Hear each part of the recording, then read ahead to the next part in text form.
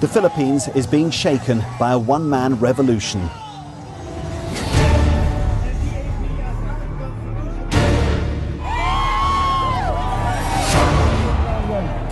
Either you kill me or I will kill you, idiots. He's a tough-talking former mayor who's vowed to wipe out drug dealers.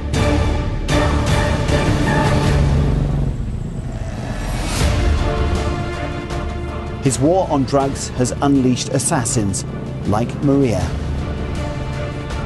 When I got near this person who owed a lot to my boss, I went up close and then shot him. Every day the bodies of suspected dealers are discovered. More than 3,000 have been killed in 3 months. It's really tiring and scary, hiding all the time. You don't know if the person right in front of you will inform on you or if he might be your killer. The police are raiding prisons and being forced to purge their own ranks. The war on drugs is really bloody and messy, and we all know that. This war is being fought in some of the poorest communities in the country.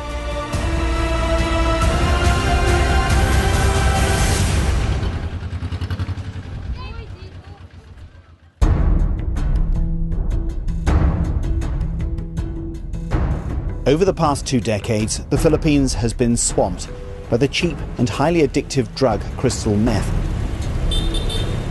known here as shabu. It destroys lives, breaks families, and feeds a powerful criminal underworld. Filipinos are among the world's highest users of the drug. Official statistics say 1.8 million people here are addicted. But recently elected President Rodrigo Duterte believes the true figure is more than double that.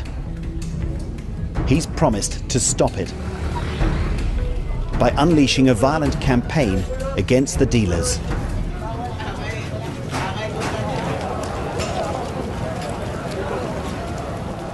A late afternoon raid just outside Manila, part of President Duterte's anti-drug campaign. In a country that's awash with guns as well as narcotics, they've come well prepared. But what's striking is their target today. It's a prison.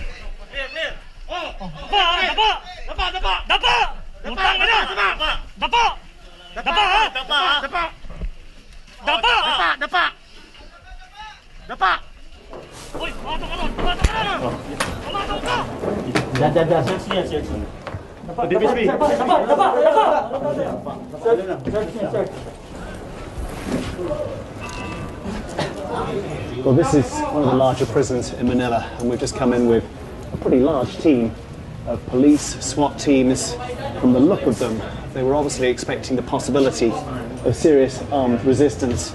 Actually, it's really more like a drug search in a standard prison. They've been going under the mattresses, checking where they keep their possessions. They've got one man under arrest here.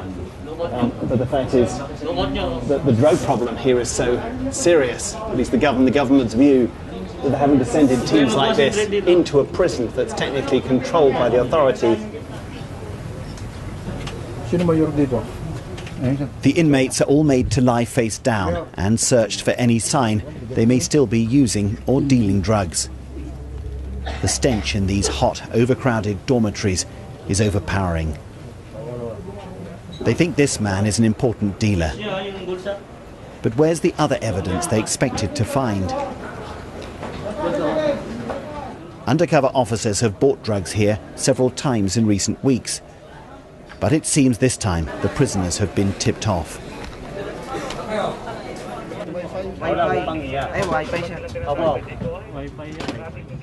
In vain, they press a Chinese prisoner for more information. Many of the drug syndicates operating in the Philippines are Chinese-run. But all they can find is an assortment of rusty, improvised weapons.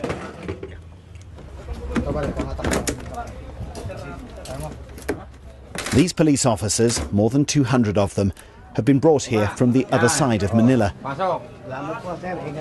The local forces couldn't be trusted. That's how deeply the narcotics business has infiltrated this country. Do you think the campaign that is going on now will succeed, that it will wipe out drugs?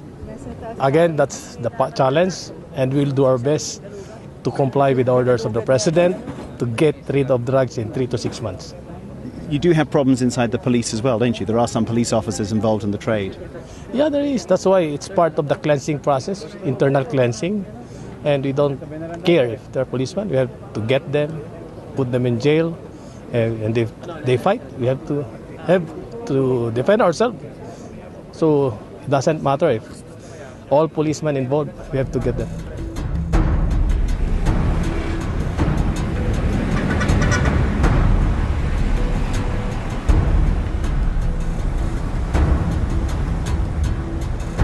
In many ways, what's happening today in the Philippines actually starts here, at the monument to the first ever People Power Revolution 30 years ago, when a popular uprising overthrew the dictator Ferdinand Marcos and ushered in a boisterous and freewheeling democracy.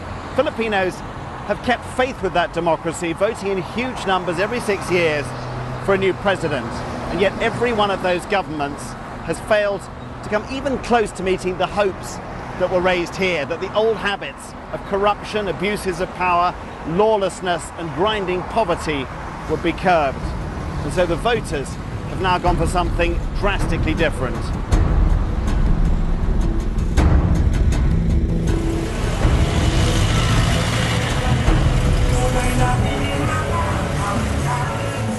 They elected outspoken Mayor Rodrigo Duterte by a landslide. He's presented himself as an anti-establishment figure who can fix problems. He cares little for the polite conventions of politics, giving unscripted speeches often laced with obscenities. And what he calls the pandemic of methamphetamine addiction is at the very top of his list of things to do. We see a lot of ranting about human rights in my campaign against drugs. Let me be frank with you this afternoon. The fight against drugs will continue and unrelenting. If the resistance is violent, thereby placing your life in jeopardy, shoot and shoot him dead. Can I be more clearer than that?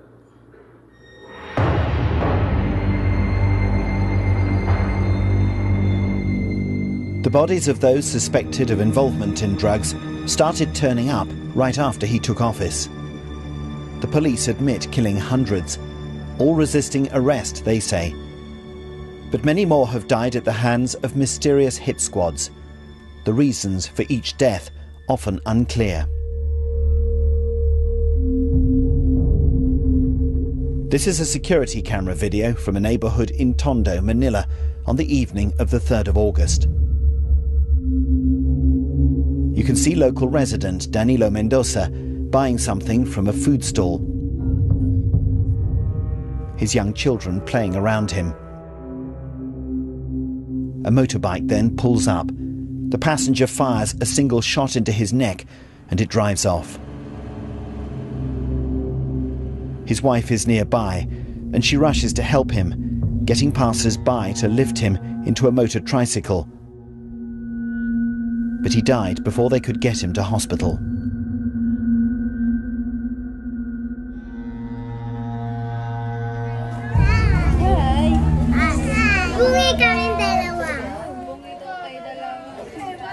I went to talk to his wife, Christy, who runs her own small shop, and to his neighbours. Was he killed because of drugs? She told me he had been a user, but he'd stopped right after Duterte was elected. He was not a dealer, she said.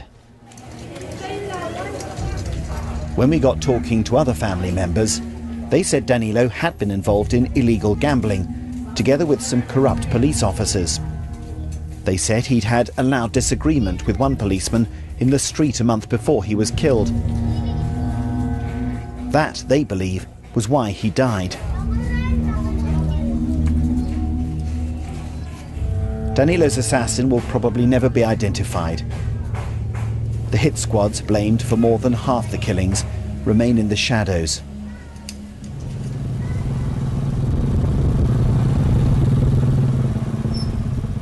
But we did manage to meet one of them, a young mother we called Maria. For obvious reasons, her identity's been concealed. Maria was brought into the contract killing business, she says, by her husband, but she'd only shot one man before President Duterte's election victory. Since then, she's killed another 5. She has no idea why they were targeted, but she says her boss is a police officer who's involved in drugs.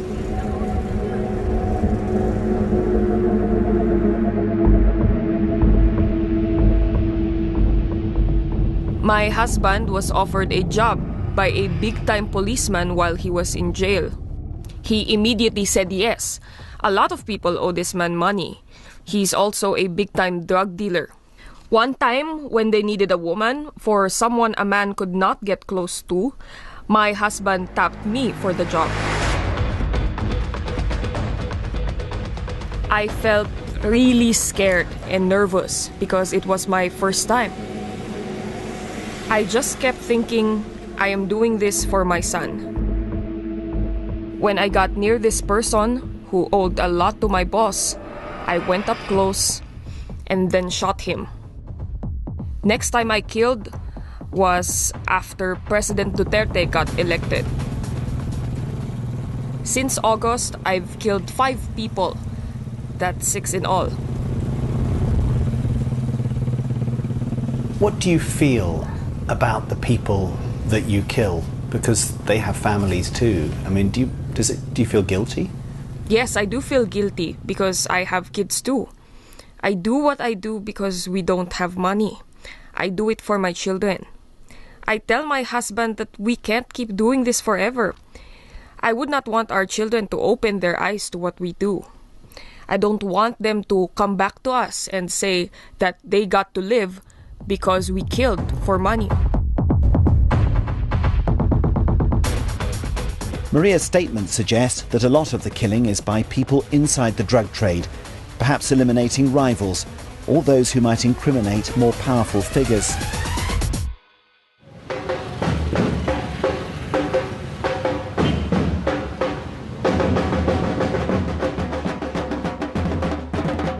But the impact of the drug war is being felt largely in poor communities, like this one near central Manila.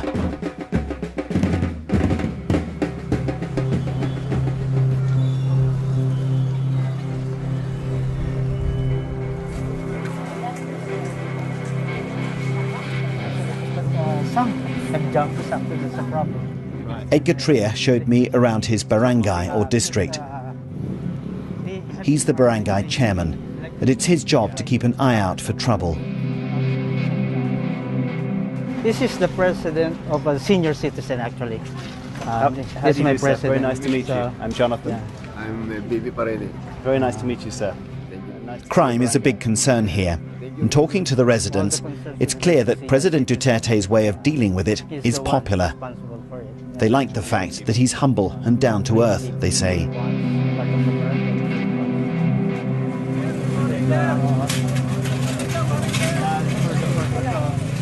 But Edgar knows of 16 crystal meth addicts living in his area, most of them among the pedicab drivers. He's had the difficult job of getting them to register with the police just to keep them alive. They are afraid because of the drive of the president, that they are worried about their life, their families, their mothers, fathers. They are worried that once they caught, of course, they know what will happen. So they might be killed. Yeah, that's it. So they are really afraid of this drive. That's a problem. Oh, di ba? A few of the former addicts have joined the local council as volunteers. But there are no rehabilitation facilities here or anywhere else in Manila for them. Nor is there much sympathy from their neighbours, who applaud the president's tough stand. Zenara del Rosario is a widow who teaches in the local primary school. She told me that the parents of 6 children in her class are drug addicts, and she says it's worse in other schools. The bottom line is drugs, sir. And the poor people engage in drugs because in drugs they could make money. Because drugs now can be bought in very cheap yata na. Low price, very diba? low price, yeah. I believe to DUTERTE's vision, sir, of cleaning and healing the land, the Philippine society. I believe in him. So when I found out that he would run for a president, I supported him. So dahil hindi po kami makikita ng nasa likuran, ang mangyayari po sa atin ngayon. But can his anti-drug campaign succeed? 4, 3, 2, 1, 0. More than 700,000 addicts have already registered with the police. Here they're adding their names before joining a morning exercise routine in front of one of Manila's main churches. Trying to work the drug out of their system with some fast footwork. Led by Manila's finest. The police hope this will help to keep former addicts away from the drug. But in truth, it exposes the lack of any alternative treatment for them. And you have to wonder how long a police force, busy cleansing its own ranks, can keep up this energetic community work.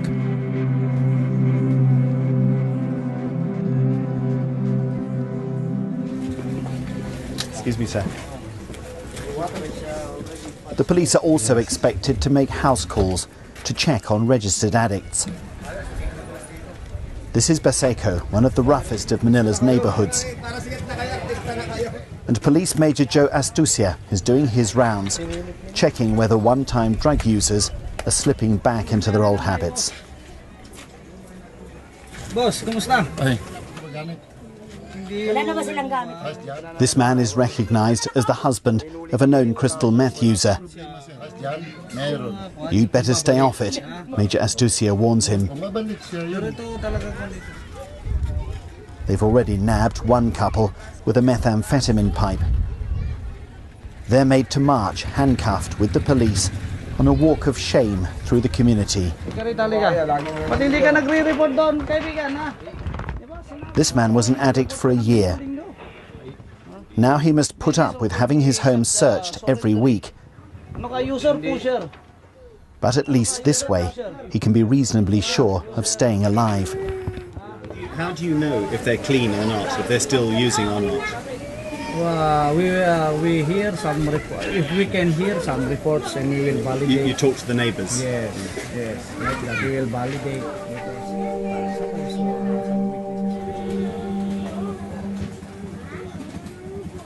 Back at the police station, the handcuffed couple are booked. Their 2 children look on tearfully.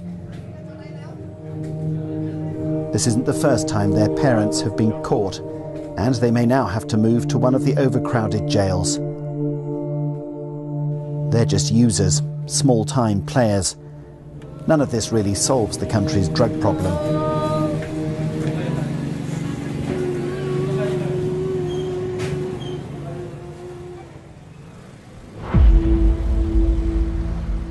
Bigger dealers, like Roger, not his real name, have instead chosen to go into hiding. He says much of his business was with corrupt police officers, and he's convinced they'd kill him if he surrendered. It's much better to run. My colleagues who surrendered are now dead. If I surrender, they kill me. So why should I surrender?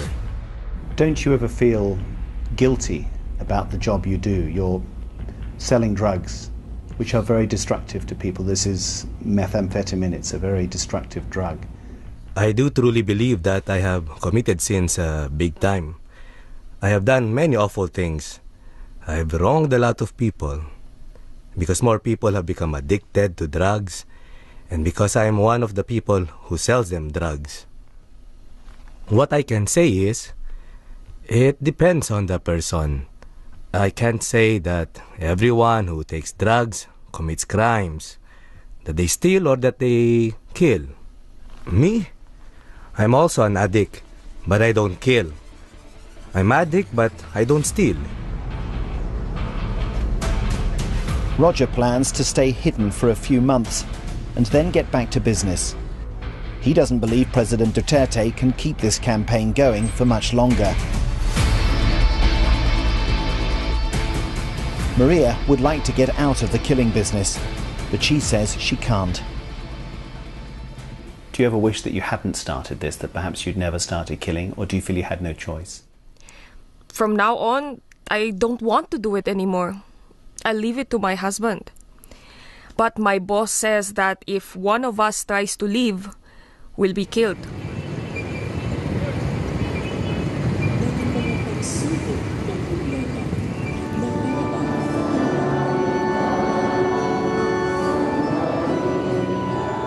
Millions of Filipinos, though, still hold faith in their new president. That unlike his predecessors, he can shake this country out of its bad habits. Many, like Zainada, believe the Philippines needs another strongman. But transforming this disorderly island nation of 100 million people may yet prove too much, even for a man who is as ruthless and determined as Rodrigo Duterte.